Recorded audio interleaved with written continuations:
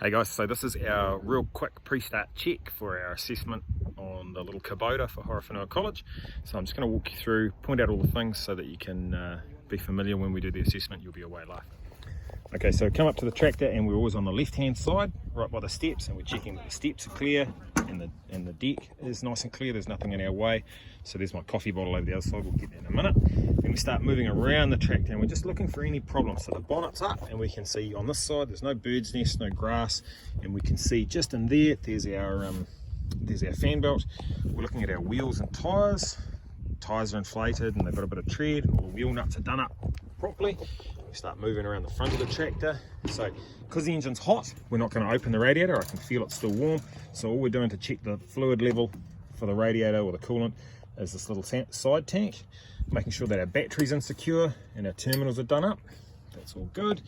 Carrying on around the side of the tractor. So now we've got the other wheel and tyre, a little hydraulic hose there, so we just keep an eye on that as well. Same thing, tread, pressure, wheel nuts, all good. Here's our air cleaner here, and so we just don't have to pull it apart like we did in class, but we're just going to get that little vacuator, that little thing underneath there, and we give it a little squeeze so any crud falls out, and then we carry on. No more bird's nests. Here's our dipstick here. Now, I haven't got a towel on me right now, but we'll pull the dipstick out. First thing we're doing is we're just looking at the quality of the oil. All right, pretty black.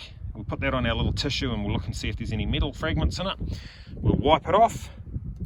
We'll dip it back in again, all the way, pull it back out again, and now this time we're checking the level. And then once we've checked the level and we're happy with it, it goes back in.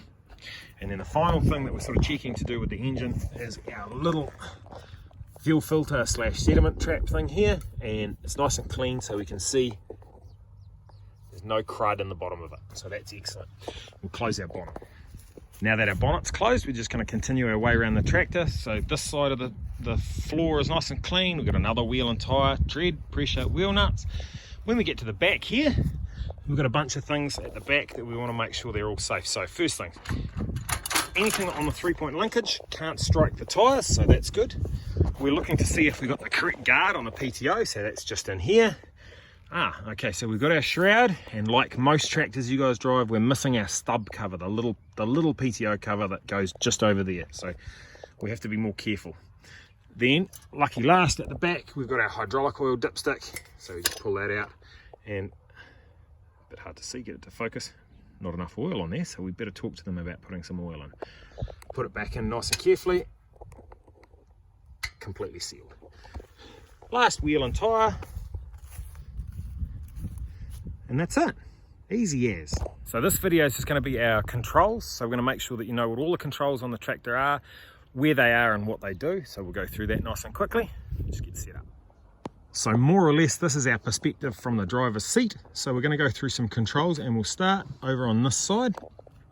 Now I'll just fold our armrest out of the way. We've got a yellow control here for the PTO. Now this is also meant to be yellow, but it's missing its knob. So this is the selector for the PTO, so which PTO is going to be running. So remember, that's our power take off, and then this is our on off. So rear PTO, both PTOs, just the front, and then this is just the on off. So on is difficult, off is easy. And then over on the side we've got our gear selector. So light, it's currently in low, medium or neutral, and we can't select that high position. Now down the bottom there we've got the two pedals, so one with a rubber and one without. Those are our split brakes, or our brake controls for our feet, and we're looking at them and we're just seeing that they're both locked together, which means that they're both going to work in conjunction.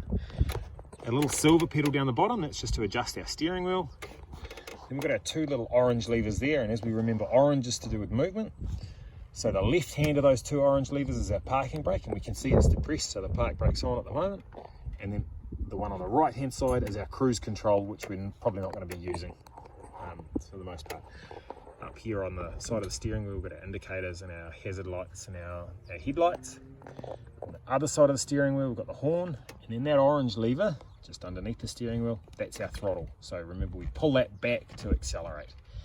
Then we've got the key to turn the engine on off, and down there we've got the last pedal that we're going to deal with, or second to last pedal that we're going to deal with. That's our forward and reverse pedal, because we have a hydrostatic transmission. Now I'm just going to come to a different angle. So So down there, that's that last pedal that we're probably not going to use either today, but that's our differential lock, so that locks the diff so that we get more grip for climbing hills or going through muddy paddocks. Just go back. So now we're just going through the last couple of controls. We've got our loader joystick there, which we're not going to use because we've got no loader on at the moment. There's our 4-wheel drive and our raise and lower for our 3-point linkage. So they're all pretty straightforward.